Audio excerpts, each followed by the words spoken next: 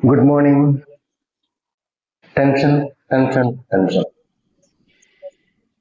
പലരും പലപ്പോഴും പറയുന്നൊരു കാര്യമാണ്, ടെൻഷൻ കൊണ്ട് ജീവിക്കാൻ വയ്യ, ഉറങ്ങാൻ വയ്യ, സ്വസ്ഥമായി ഇന്ന് ഇരിക്കാൻ പോലും പറ്റുന്നില്ല. എന്താണ് നമുക്ക് ചെയ്യാൻ പറ്റുക?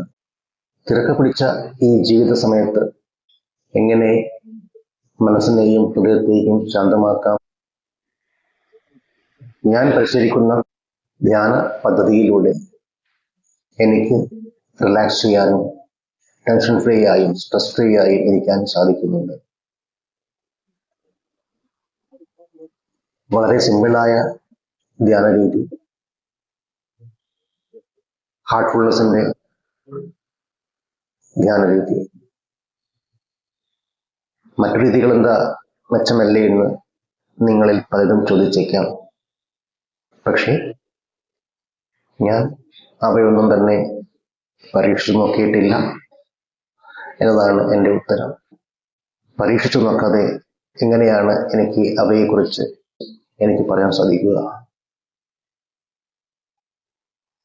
പരീക്ഷണവും പരീക്ഷണ വസ്തുവും പരീക്ഷണ ഫലവും നാമായിരിക്കെ നമുക്ക് മാത്രമേ, അല്ലെങ്കിൽ ഞാനായിരിക്കെ എനിക്ക് മാത്രമേ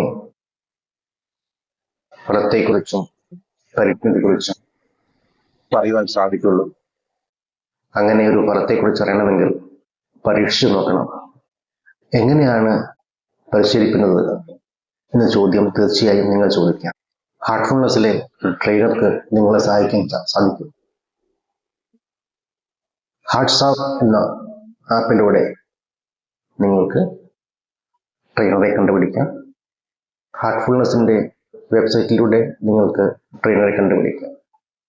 ട്രെയിനറെ കണ്ടെത്താനും അദ്ദേഹത്തെ സമീപിക്കാനും സമയത്തിൻ്റെയോ മറ്റോ പ്രശ്നങ്ങൾ നിങ്ങൾക്കുണ്ടെങ്കിൽ വീട്ടിലിരുന്ന് ധ്യാനിക്കുവാനുള്ള അവസരം ഹാർട്ട്ഫുൾനെസ് ഒരുക്കുന്നുണ്ട്. വൺ വേൾഡ് വൺ ഹാർട്ട് എന്ന ഇനീഷ്യേറ്റീവിലൂടെ നിങ്ങൾക്ക് എവിടെ വെച്ചും എപ്പോഴും ധ്യാനിക്കാം.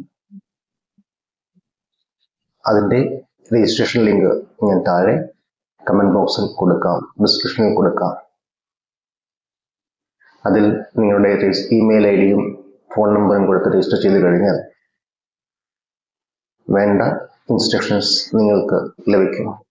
നിങ്ങൾക്ക് കിട്ടുന്ന ഇൻസ്ട്രക്ഷൻസ് ഫോളോ ചെയ്ത് കഴിഞ്ഞാൽ ധ്യാനിക്കാൻ പഠിക്കാം.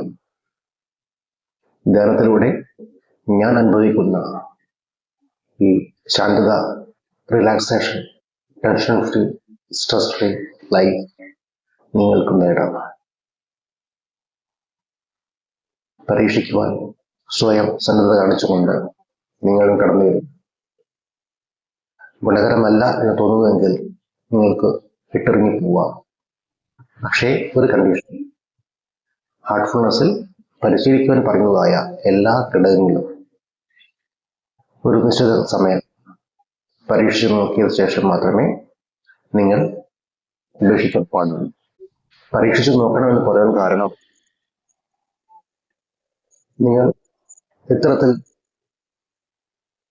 ചെയ്യുവാൻ ആവശ്യപ്പെട്ടതായ സാധനക്രമത്തെ ചെയ്തു നോക്കിയ ശേഷം മാത്രമേ നിങ്ങൾക്ക് അതുകൊണ്ട് ഗുണകരമാണോ അല്ലയോ എന്ന് പറയാൻ സാധിക്കും.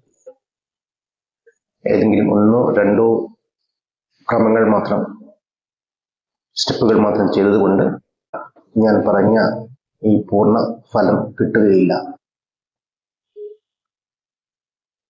കിട്ടണമെങ്കിൽ പൂർണ്ണമായ തോതിൽ ശരിയായ രീതിയിൽ ചെയ്യണം. ചെയ്യുവാൻ നിങ്ങൾ സന്നദ്ധരാണെന്ന് കരുതുന്നു. ഡിസംബർ 21 മെഡിറ്റേഷൻ ഡേ ആണ്, ധ്യാന ദിനമാണ്.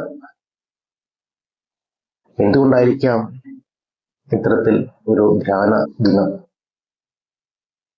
ചിന്തിച്ചു നോക്കാം, പരിശീലിച്ചു നോക്കാം. സ്വാഗതം. നന്ദി, നമസ്കാരം.